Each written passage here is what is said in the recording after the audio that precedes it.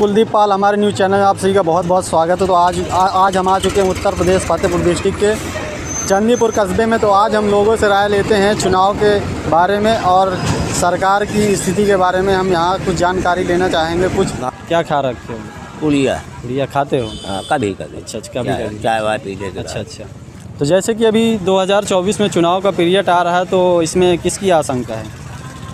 देखो ऐसा है, चाहे जिसकी सरकार हो, जैसे रोटी एक तरफ नहीं सेकनी चाहिए, डलना बदलना चाहिए। लोग यही कहते थे कि अगर हमको अब की बार चुन रहे हो और दोबारा हमें रिजेक्ट करोगे। इस सरकार में क्या क्या दिक्कतें आपको उठानी पड़ रही हैं? इस समय तो हम किसान हैं, हर ग्राम सभा में 25-30 आवारा जानवर टहल रहे हैं।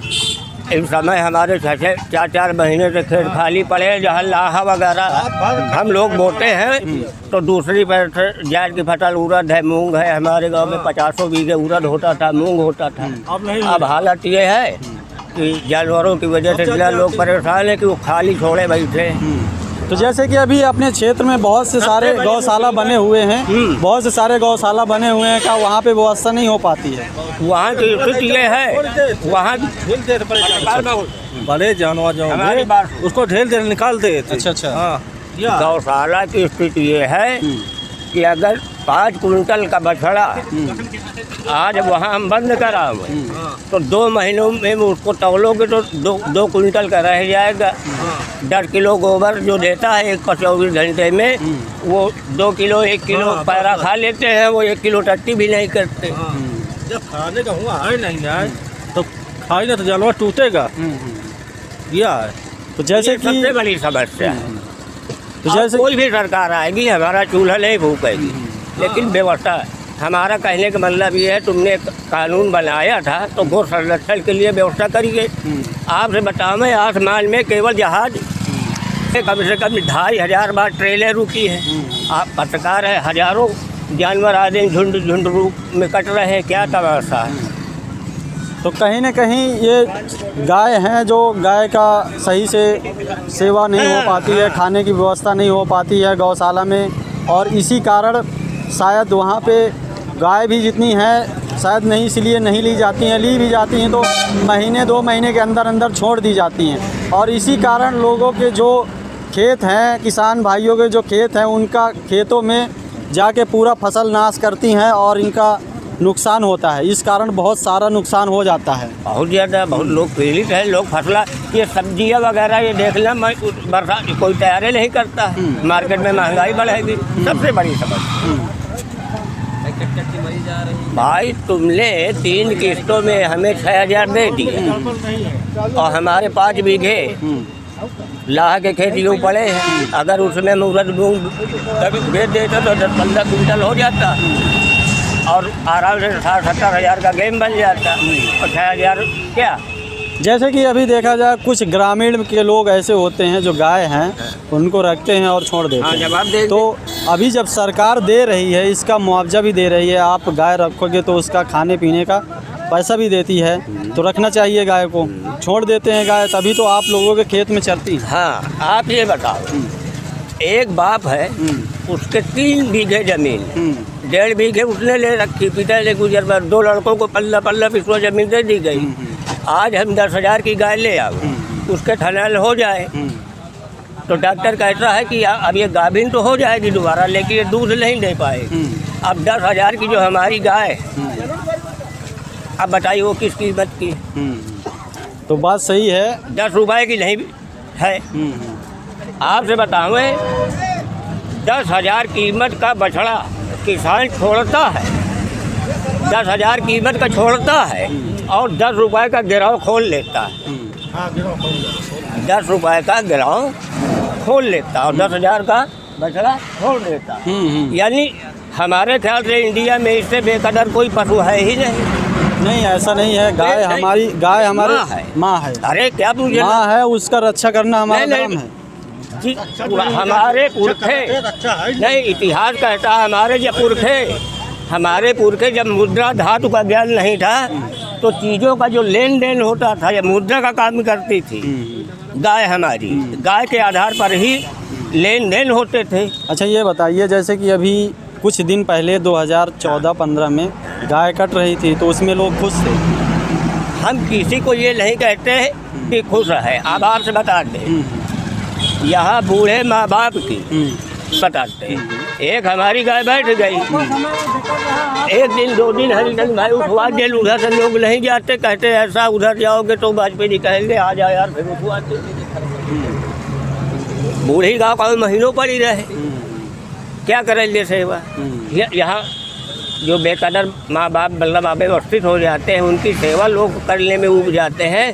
जो अनुपयोगी गाय है, देखो ऐसा है, नाटा खोटा बेच के 4 धुरंधर लेव। और तो ये हमारे धाग भी कहे गए हैं कि जो कबाड़ है उसको बेच दो। और सबसे बड़ा भजन तो क्या है, हमारे यहाँ गोवंशी जानवर लोग पालने बंद कर देंगे। हमको तो लगता है यही स्थिति वजह बतावे। हम गाय ले आए, अब गाय से अगर बछड़ा पैदा हुआ तो लोग बछड़े को दूध नहीं पिलाते, उसकी वजह बता ले। सोचते हैं ये 10 रुपए का नहीं बिकेगा। पहले क्या था कि बछड़े को किसान कहता था उसको दूध खूब पिलाओ, वो जब खूब बहाल हो जाएगा तो 10-5 हज़ार का बेच करके हम अपनी नातिन गैया बनवा देंगे, हुआ बनवा देंगे। अब स्थिति मानसिकता ये बन गई है कि इसको साले को दूध ना पिलाओ, ये 10 रुपए का भी नहीं बिकेगा, मजबूरी में उसको रखे, यानी बेकदर। इसी भय से लोग गाय पालना बंद कर रहे हैं। हमारे गांव में 150 गाय थी, हमारा लोग कोई 2 पाले, कोई। अच्छा, सबसे बड़ा दिक्कत ये आ गई कि जमाने से भैंस हमेशा गाय से दूसरे दाम की हमेशा मिली। गरीब आदमी गाय खरीद लेता था, उसके बछड़े बेच लेता था, है दूध खा यात्रा है बढ़िया, है ना, वो समय बढ़िया। हाँ, तो व्यवस्था पर ध्यान दे सरकार। हमारा कहने मतलब तुम्हारा कानून गौ हत्या नहीं होनी चाहिए, संरक्षण कानून बनाया तो उसकी व्यवस्था करो, ठीक है।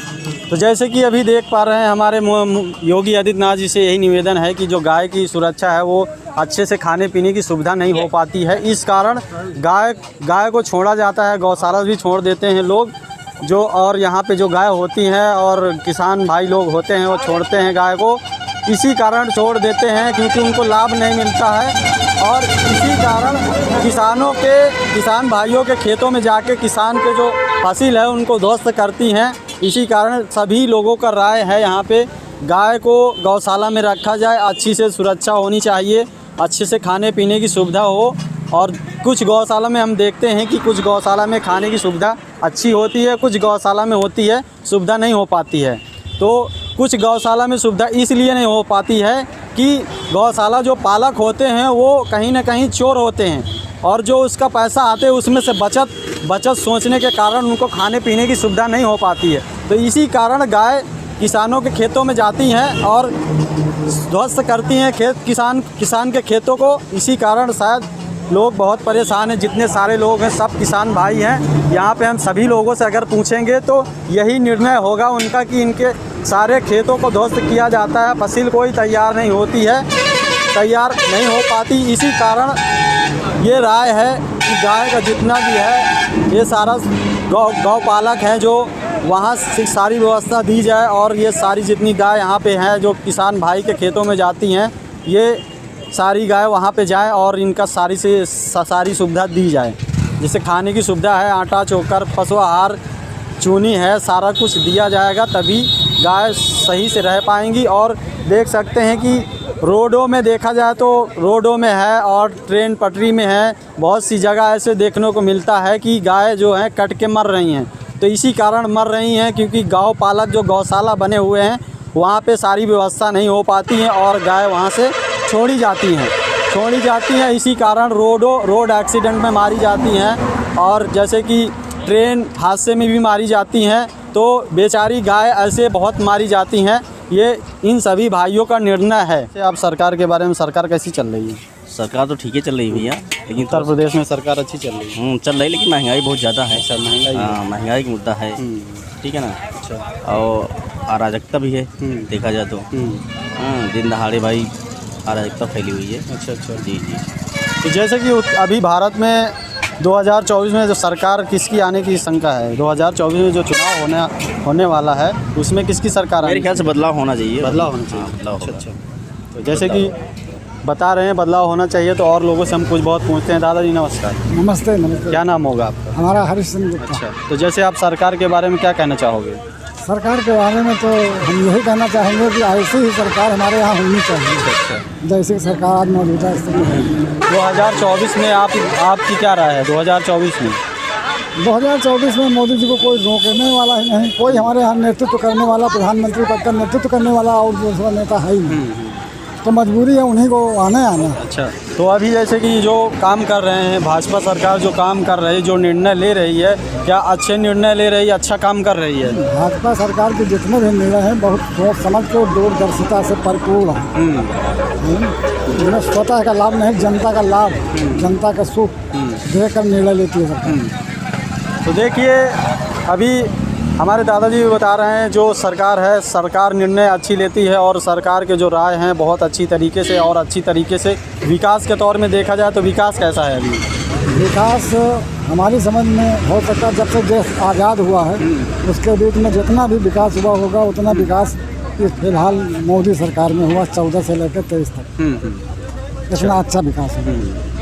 तो देखिए, जैसे कि अभी बताया जा रहा है शिक्षा के बारे में, जैसे सरकारी स्कूल हैं उनके शिक्षा के तौर पे देखा जाए तो शिक्षा कहीं ना कहीं कमज़ोर लगती है। आपके बच्चे हैं जो सरकारी स्कूल में पढ़े गए हैं? नहीं, सरकार की मंशा तो आगे बढ़ाने की है। अब हम व्यक्तिगत हमारे बच्चे ना पढ़े वो एक अलग बात है, सुविधा तो वही है, विश्वविद्यालय हर चीज़ की बाहुल्यता हुई है, साधन बनाए गए, लेकिन अब हमारे बच्चे ना पढ़े एक अलग बात, नहीं तो शिक्षा का स्तर उठ रहा है। सरकार जो चल रही है, उत्तर प्रदेश में सरकार चल रही है, भारत में सरकार चल रही है, कैसी है सरकार? सरकार ठीक है भैया, सरकार तो ठीक है, मगर कारनामे थोड़े से गड़बड़ चल रहे हैं। अच्छा, गड़बड़ कैसे चल रहे हैं?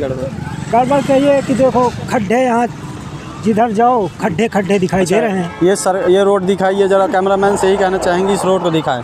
अभी ये रोड देख सकते हैं, क्लीन रोड दिख रही है। जी सर, जहाँ पे हम खड़े हैं इससे 1 किलोमीटर इधर या आगे या पाछे आप चेक करिए, बहुत बड़े खड्डे मिलेंगे आपको। अच्छा। तो कहीं ना कहीं रोडों का स्तर भी कमज़ोर है। अभी देख सकते हैं कि जो पिछला वाला रोड है वहाँ पे ऐसी दिक्कतें हैं, तो इसमें सरकार ने निर्णय लिया है, बनवाने का जल्द कोशिश कर रही है। और जैसे कि अभी सरकार 2024 में सरकार की क्या राय है, किसको जिताना चाहोगे आप? सर हम तो अखिलेश को जिताएंगे। अखिलेश को जिताओगे आप? अखिलेश को वोट देंगे। तो इसी वीडियो को यहाँ से एंड करते हैं, फिर मिलते हैं नेक्स्ट वीडियो में। जय हिंद, जय भारत।